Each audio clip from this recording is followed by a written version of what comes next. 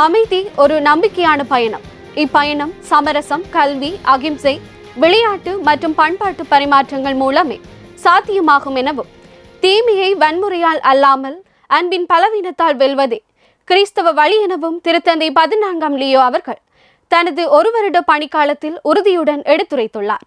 ஆயுதமற்றது மற்றும் ஆயுதங்களை களையச் செய்வது எனும் எளிய சொற்களின் வழியே 2025ஆம் ஆண்டு மே மாதம் 8ஆம் தேதி அன்று தனது பணியை பொறுப்பேற்ற போதே திருத்தந்தை அவர்கள் அமைதி குறித்த தனது உன்னதமான பார்வையை உலகிற்கு பறைசாற்றினார். அமைதி என்பது வெறும் போர் நிறுத்தமோ அல்லது அரசியல் உடன்படிக்கையோ அல்லது அது மனிதநேயம், நீதி மற்றும் பரஸ்பர உரையாடல் ஆகியவற்றில் உருவாகும் ஆழமான நல்லுறவு என்பதே திருத்தந்தையின் ஆழமான கருத்து.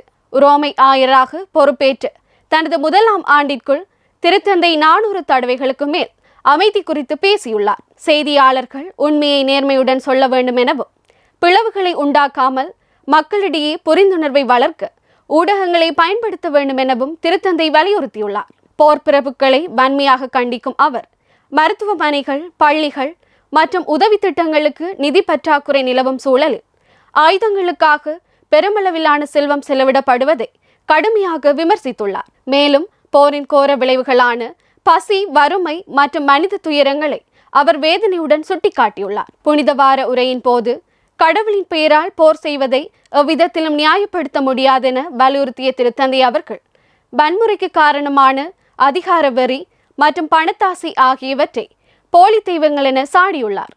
அத்துடன் உலக நாடுகளின் இராணுவ செலவுகள் அதிகரித்து வருவதையும், ட்ரோன் போன்ற நவீன ஆயுதங்களின் ஆபத்துக்களையும் சுட்டிக்காட்டி உலகளாவிய ஆயுத குறைப்பிற்காக தொடர்ந்தும் குரல் கொடுத்து வருகின்றார்.